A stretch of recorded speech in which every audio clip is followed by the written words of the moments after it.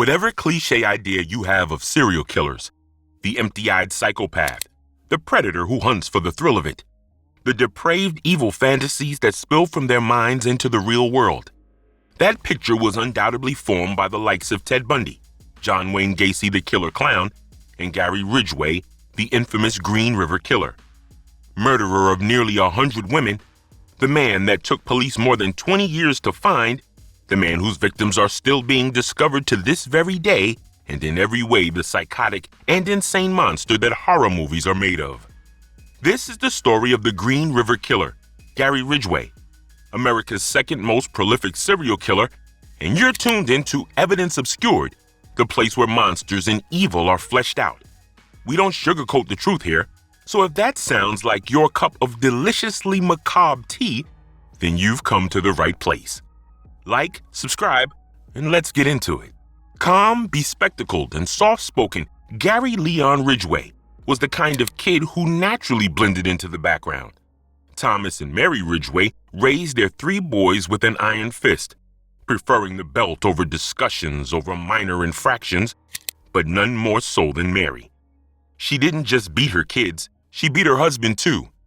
Thomas was a delivery driver who frequently made use of the services of women along routes, a fact that his wife was fully aware of and that the boys knew about too. Especially Gary, because his father would take the boy along while he visited the very women that caused the worst of the fights at home. Thomas never stood up to his wife. These factors, the constant comparison to his smarter brothers, the abuse that usually stemmed from his mother's anger at their father, or Gary's lack of success, harbored a deep resentment of his mother and sex workers, and his father's weakness. And then there was Mary's habit of bathing Gary. Oh yeah, this is about to reach a whole new level of disturbing. Gary wet the bed well into his teens, so his mother would get into the shower with him, practically naked herself, and bathe him. Oh boy, that would screw with any kid's mind. He both hated his mother and was sexually attracted to her. Even before he reached his teens, he fantasized both about killing her and having sex with her. He obsessed over serial killers and got his kicks from starting fires and killing small animals, finding a place where he could finally be in control. This ball of absolute cruelty, chaos, resentment, and terrible parenting was further exacerbated by Gary's early introduction to dead bodies. Thomas worked at a mortuary from time to time, and he had no problem exposing his young son to the corpses in the building. Yep, that's the perfect recipe to cultivate a serial killer, if I ever heard one. At the age of 16, quiet, nondescript Gary ran across a 6-year-old neighborhood boy in the woods near his house. For whatever reason, Gary decided to stab the boy. Luckily, the child survived, but he could not identify the teenager who stabbed him, and thus Gary's masterful way of blending into the background began. He was ordinary in every way, and that was Gary's most useful weapon during his killing spree, the fact that he was outwardly as boring and nondescript as a potato.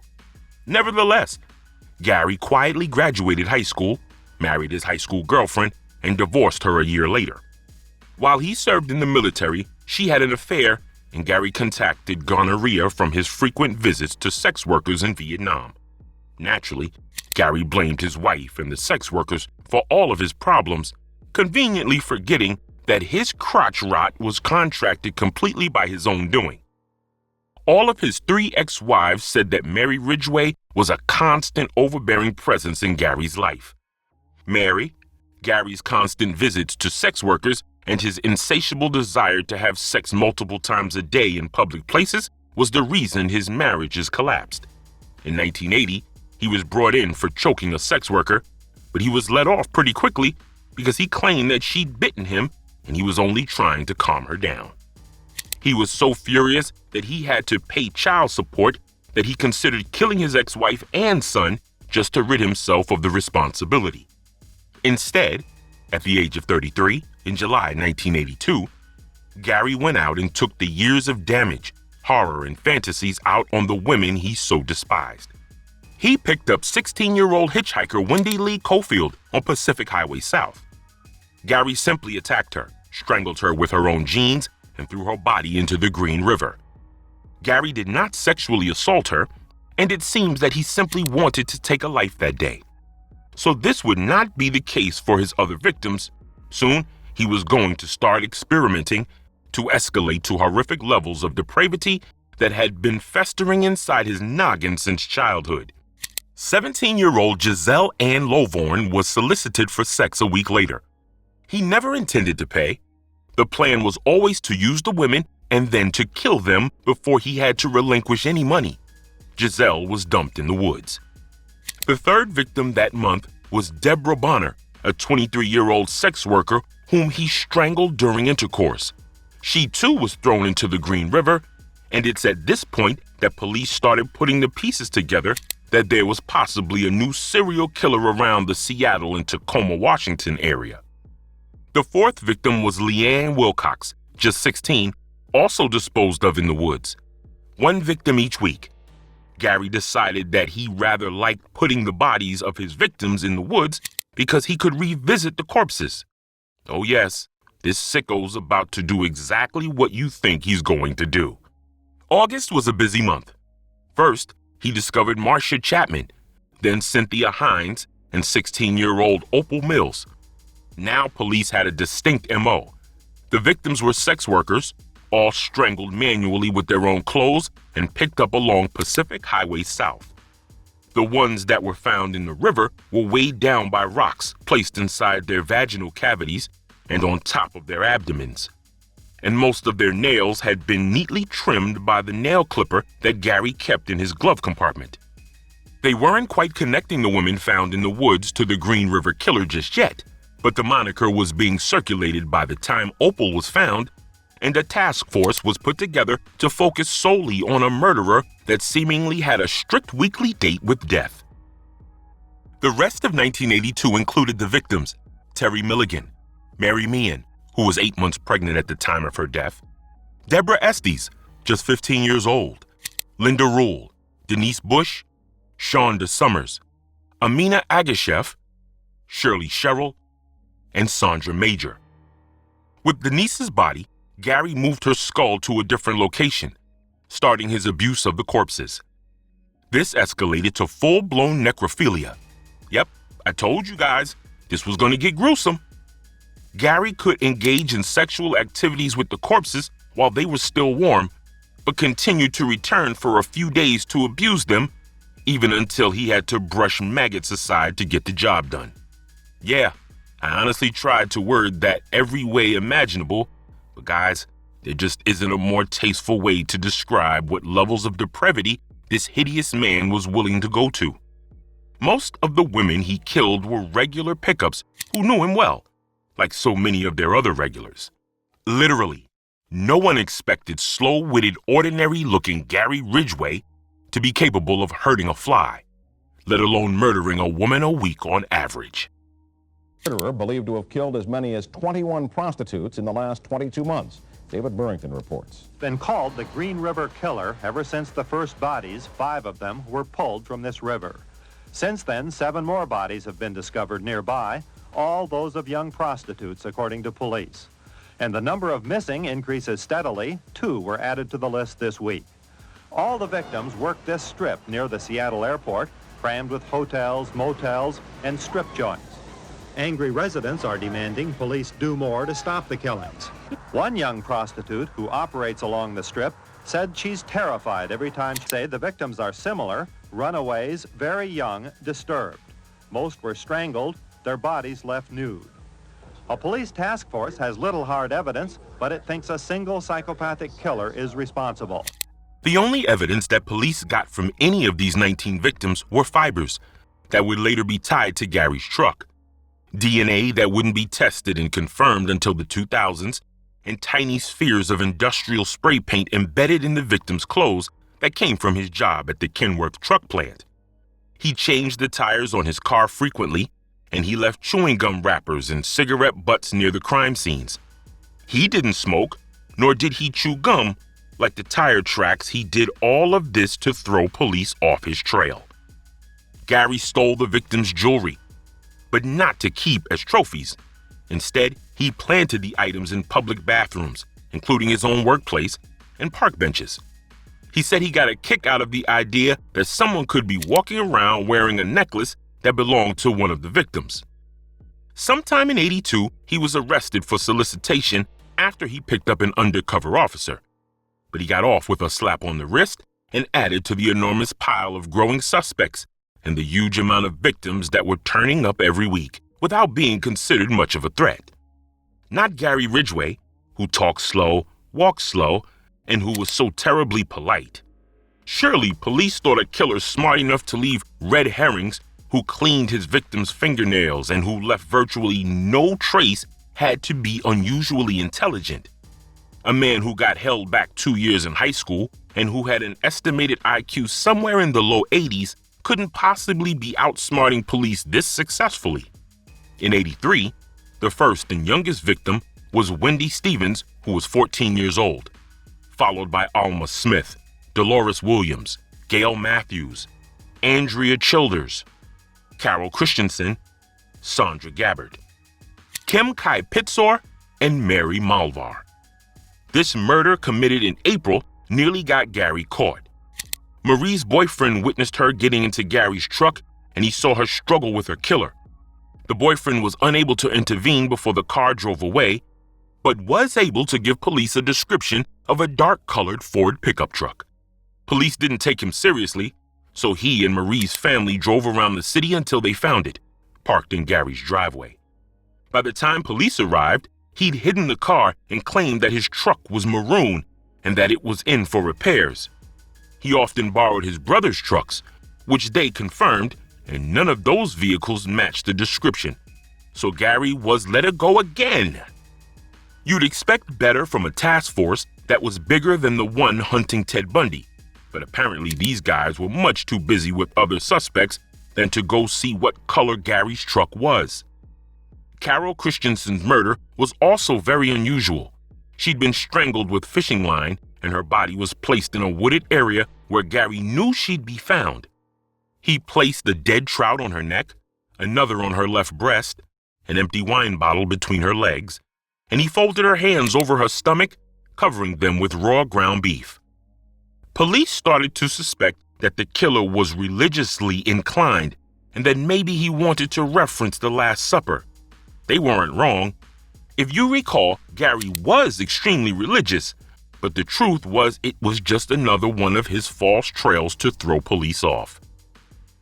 The rest of that year and into the next included Martina Arthurly, Cheryl Dwims, Yvonne Antosh, Constance Nyon, Kelly Ware, Carrie Royce, Mary Exetta West, who was 3 months pregnant when she was murdered, April Boutram, Tina Thompson, Debbie Abernathy, Tracy Winston, Maureen Feeney, Pammy Avent, Mary Bello, Delise Plager, Kimberly Nelson, Lisa Yates, and Cindy Smith. If you were keeping count, Gary's killed over 40 women by now, and these are only the ones that police have been able to find. He admitted that he started to lose count in his second year of activity. There were a large number of bodies of women discovered during the Green River Killer's time that unfortunately have never been identified. But where it's possible, the victims will be given their identities back. Ridgway might have taken their final breaths, but we will not allow their memories and names to be forgotten.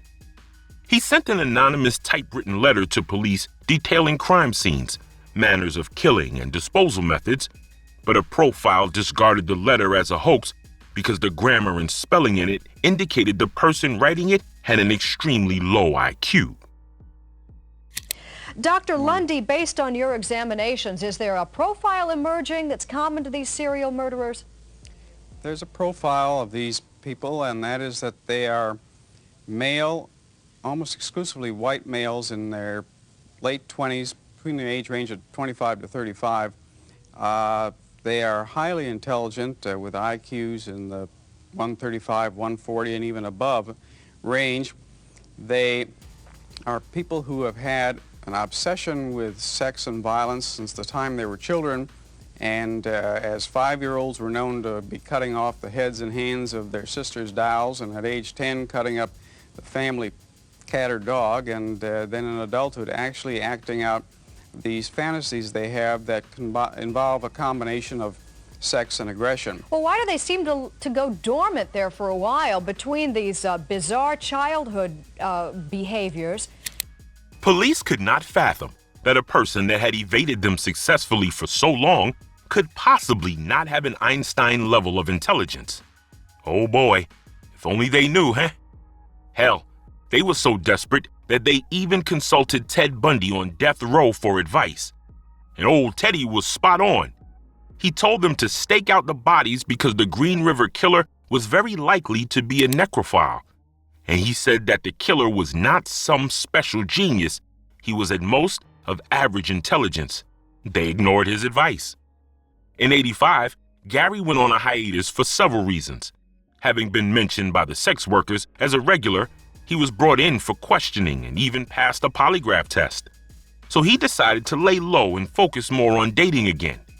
He met what would become his third wife during that time, giving him some stability and the sexual gratification he needed to keep him off the streets.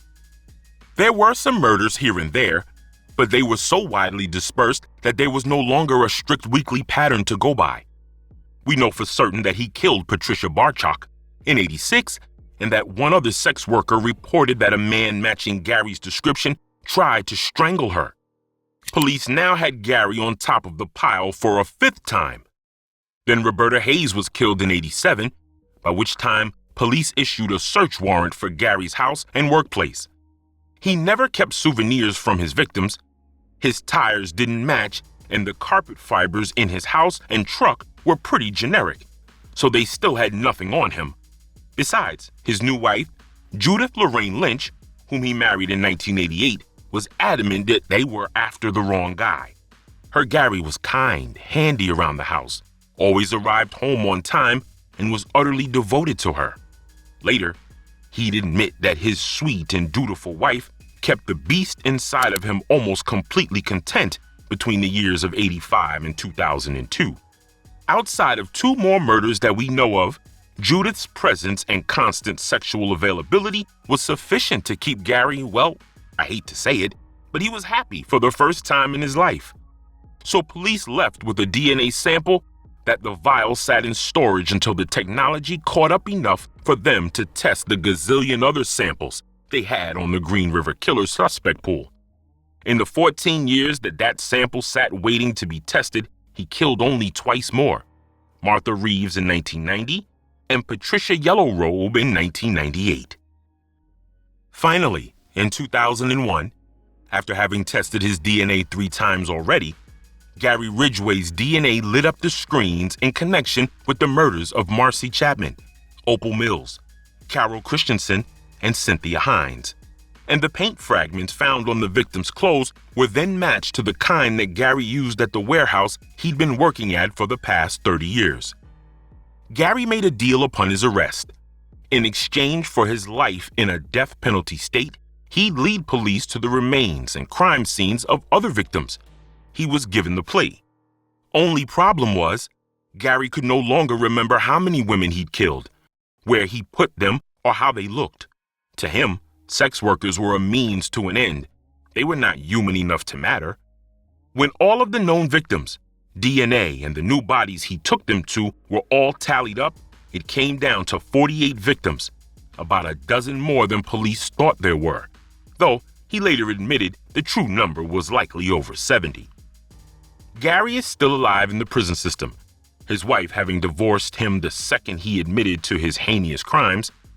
And here's the thing that truly makes Gary Ridgway different from other serial killers. Not the necrophilia, not the sheer number of victims or the crazy amount of times he slipped through the cracks. It's his lack of an ego. Almost every other serial killer gets caught because they begin to think they're smarter, better, and sneakier than police.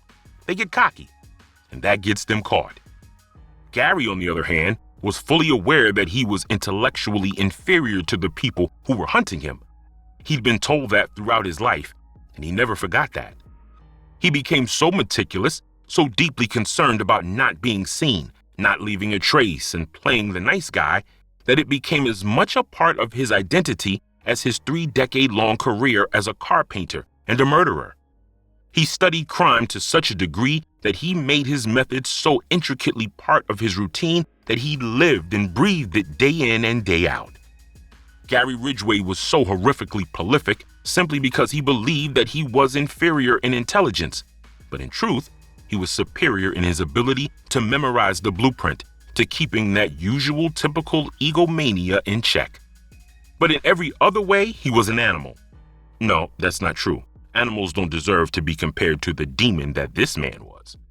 The Green River Killer has the second highest victim count in United States history. He has one of the highest tolerances for the grotesque that I've ever come across, yet he was so ordinary and so unbelievably boring in every outward way that he quickly also became the most unusual killer that we've ever covered, because he flips the script on everything we think we know about serial killers. He is now 77 years old. He does not do interviews, nor does he find them to be particularly necessary. Thank goodness for that. The original paperwork already gave me enough nightmares. See you in the next one, people.